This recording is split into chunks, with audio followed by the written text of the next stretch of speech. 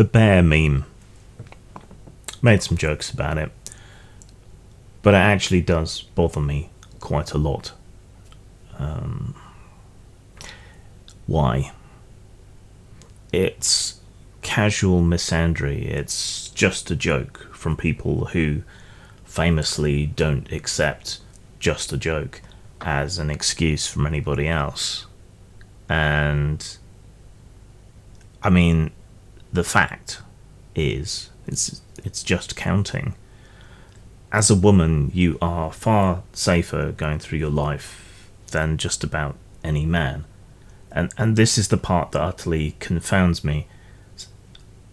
Some women act as though every single man is dangerous in exactly the same way that racists and xenophobes act as if every black or brown person or Muslim is somehow inherently dangerous. But in this instance, we just accept it. And yet both aggrieved parties in this instance will appeal to oddball interpretations of statistics in order to back themselves up. The chances of a man suffering a random physical assault of any kind is roughly half again on top of that of women. And women are at most risk from a relatively tiny minority of men, because each man who is an offender in this sphere is responsible for, on average, 7 offences. And 95% of those offences are committed by people who aren't strangers. That random guy in the garage late at night is about the least likely scenario for a woman to be assaulted. And even if you are assaulted, you are far more likely to survive without serious injury or death than men are.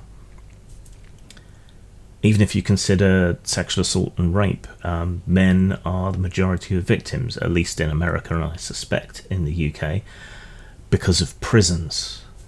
And even then it's hard to record the actual amount of prison rape that does go on, so it's likely even more.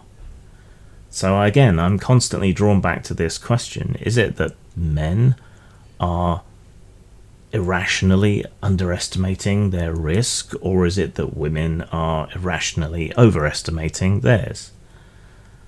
I do not think that we would accept this casual demonization of any other demographic so meekly and so without protest. Yet to protest, however gently, even just with facts to this nonsense, again, it's just counting, is met with derision and accusations of being an incel and all the rest of it. Even a Kafka trap, where if you object to being labelled in this way because of your gender, that somehow proves it, while also meekly going along with it or even promoting it, is tacit acceptance. I advocate on mental health and disability. I'm fairly open about my issues there, but I've also been a victim of sexual assault. I don't mention it remotely as often, because when I have mentioned it, it has been met with ridicule and dismissal, or been used as a way to attack me. I didn't even know what to think of what it was when it happened. It's only later, reflecting back, that I understand it. Nobody accounts for or even seems to conceive of the thought that a man could be a victim of sexual assault from a woman. And in one incident, me being sexually assaulted by a woman almost ended up with me being blamed and physically assaulted by the partner of the woman who had sexually assaulted me. Unpick that one, if you will. People claim all kinds of sexism, bias, insult and offence, often where it's not rationally warranted in any way, but they also ignore sexism, bias, insult and offence where it is warranted. And things around these kind of issues are excessively one-sided, and it makes me very sad.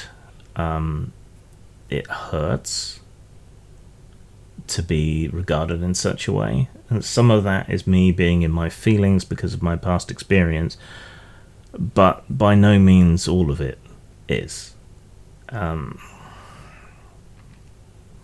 Hypocrisy, double standards, they're my kryptonite. I cannot abide them. I know I should be able to, but no matter how hard I try, I cannot just leave it when someone is hypocritical, has double standards, or acts in the exact opposite of their own professed standards. And this is one of these things. And yeah, sure, it's just a joke. Lots of things have been just a joke. And it has been demanded that I take them seriously. This is just a joke. Well, I'm demanding you take it seriously and consider the feelings and the lived experience of men like me, who you are harming by this stuff.